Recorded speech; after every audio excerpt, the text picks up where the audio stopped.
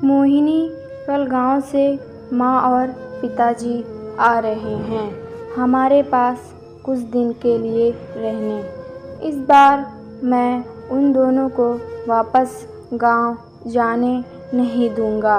पूरे 2 साल में आ रहे हैं अपने बेटे के घर। हम भी केवल 4-5 दिन के लिए ही इस बीच में घर जा पाए हैं। कह रहे थे आँखें तरस गई हैं तुम्हें देखने के लिए, तो समय मिलता नहीं है, तो हमने सोचा हम ही कुछ दिन के लिए तुम्हारे पास आ जाएं। अपने दोनों पोतों से मिलने का भी बहुत मन हो रहा है। वहीं बैठे आरव और निकुंज ने जब अपने दादा दादी के आने की खबर सुनी तो उन्हें मन ही मन परेशानी होने लगी। यही चिंता मोहिनी को भी खाई जा रही थी, लेकिन महेश के सामने किसी की कुछ कहने की हिम्मत नहीं थी। महेश अपने माता पिता की इकलौती संतान है और अब गुड़गांव में एक मल्टीनेशनल कंपनी में अच्छे पद पर कार्यरत है। उसके जुड़वा बेटे हैं जो अब 10 क्लास में पढ़ते हैं। उनसे अपना घर गुड़गांव में ही बनाया हुआ है, जिसमें उसने अपने माता पिता के लिए भी एक अलग कमरा बनवाया था। लेकिन उनका मन अपने गांव के सिवा कहीं नहीं लगता।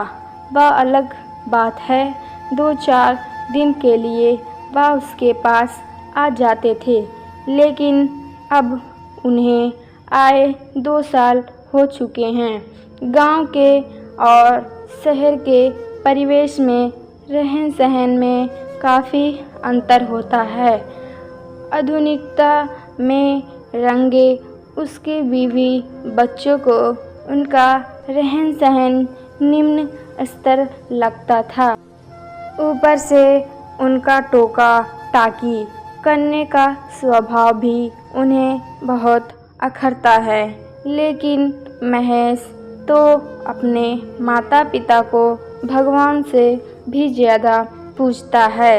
ऐसा नहीं है अपने बीवी बच्चों को हाव भाव उसकी नज़रों से छुपे रह सके।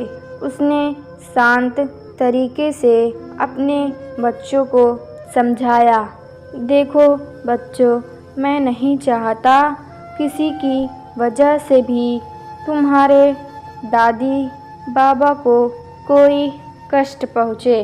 वह जितने दिन यहाँ पर रहेंगे, मैं चाहता हूँ तुम भी उनके साथ समय बिताओ, क्योंकि बच्चे जो अपने दादी बाबा से सीखते हैं वह ज्ञान दुनिया की किसी किताब में नहीं, अपने पोती पोतों में जान बसती है बुजुर्गों की। अरे मेरे माता पिता की ही मेहनत है आज मैं इतने बड़े मुकाम पर हूँ। उन्होंने जितने कष्ट सहकर मुझे पढ़ाया लिखाया है, यह मैं ही जानता हूँ। मेरे माँ बाप मेरा गुरूर हैं।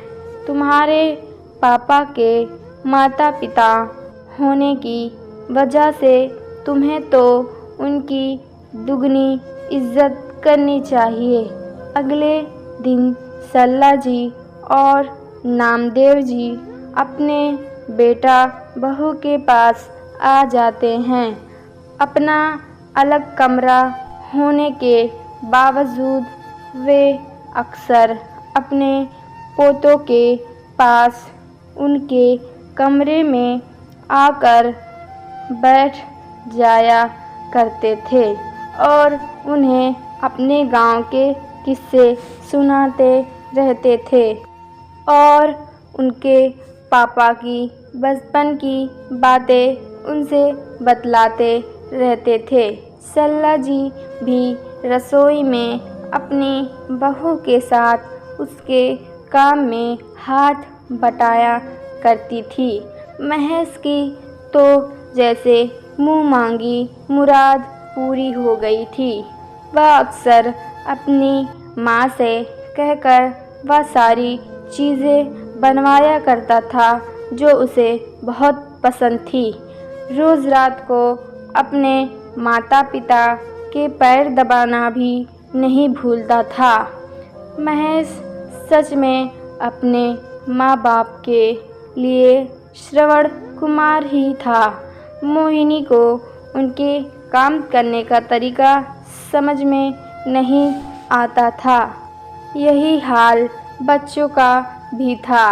अपने दादी बाबा का हर चीज़ में टोकना उन बच्चों को बिल्कुल अच्छा नहीं लगता था, लेकिन महेश के डर की वजह से कोई कुछ नहीं कह पाता था। एक दिन महेश ऑफिस से चहकता हुआ घर आया और आते ही अपने माता पिता के पैर छुए और उन्हें खुशखबरी दी कि कल उनके बेटे को बेस्ट एम्प्लॉय का अवार्ड मिलेगा, जिसमें मेरा सारा परिवार आमंत्रित है। आप दोनों को भी मेरे साथ वहाँ चलना है। कभी ऐसी पार्टियों में न जाने के कारण उसके माता पिता को बहुत हिचकिचाहट होती है और वह उसके साथ जाने को मना करते हैं।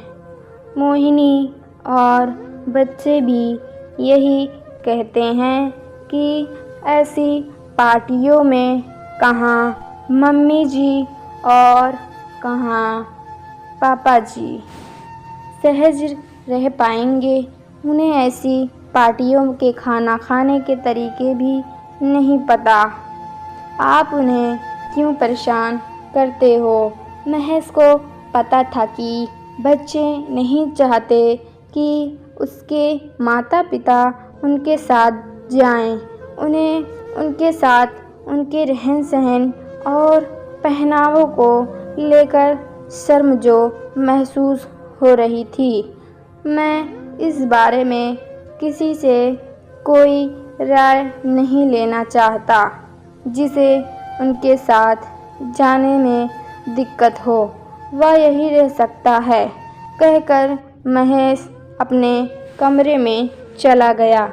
अगले दिन ऑफिस की पार्टी में महेश ने अपनी सफलता का सारा श्रेय अपने माता पिता को दिया और जब उन्हें स्टेज पर बुलाया गया तो भावुक होकर उनके कदमों में बैठकर रोने लगा। उसने कहा, मैंने तो बड़ा आदमी बनने का केवल सपना देखा था, उसे साकार तो मेरे माता पिता की मेहनत ने ही किया। कभी कभी तो हमारी फसल बेकार हो जाती थी और खाने के भी लाले पड़ जाते थे, लेकिन मेरे माता पिता ने मुझे एक दिन भी भूखा नहीं रखा और मेरी पढ़ाई के लिए क्या क्या तपस्या नहीं की, मैं ही जानता हूँ। मेरे सपने को इन्होंने हर पल जिया है। उसके माँ बाप की आँखों में तो झरझर आंसू बहते जा रहे थे। उनके मुंह में सिर्फ इतना ही निकल पाया, हमारा बेटा हमारा गुरूर है। जो हमने किया वह तो सभी के माँ बाप करते हैं, लेकिन आजकल के बच्चे तो सब कुछ भूल जाते हैं और उन्हें माँ बाप को वृद्ध आश्रम तक भी छोड़ आते हैं। हमारे लिए बहुत गर्व की बात है कि हमारी पहचान हमारे बेटे के नाम से हुई है। हमारा बेटा सच में कलयुग का श्रवण कुमार है। ईश्वर ऐसी औलाद सबको दे। कहते कहते उन्होंने अपने बेटे को सीने से लगा लिया। वहाँ खड़े सभी लोगों के मुंह पर यही बात थी, जिसका ऐसा बेटा हो उसके माँ बाप भला गुरूर कैसे न करें। आज तो मोहिनी और दोनों बच्चों की आंखें भी आंसुओं से भरी हुई थी, क्योंकि उन्हें पता चल गया था कि माँ बाप के रहन सहन या ऊंचे नीचे होने से कोई फ़र्क नहीं पड़ता। माँ बाप तो केवल माँ बाप ही होते हैं, जो भले ही अनपढ़ क्यों ना हो, लेकिन अपने बच्चों को संस्कार सबसे पहले वही सिखाते हैं। अगले दिन सल्ला जी और नामदेव जी ने जब वापस गांव जाने के लिए कहा, तो दोनों बच्चों ने जिद करके उन्हें अपने पास ही रोक लिया, यह कहकर कि हमें भी आपकी सेवा करके अपने पापा का गुरूर बनना है। दादाजी आप महेश ने भी अपने बच्चों को कसकर सीने से लगा लिया, क्योंकि उसे पता था अब उन्हें समझाने की कोई ज़रूरत नहीं है।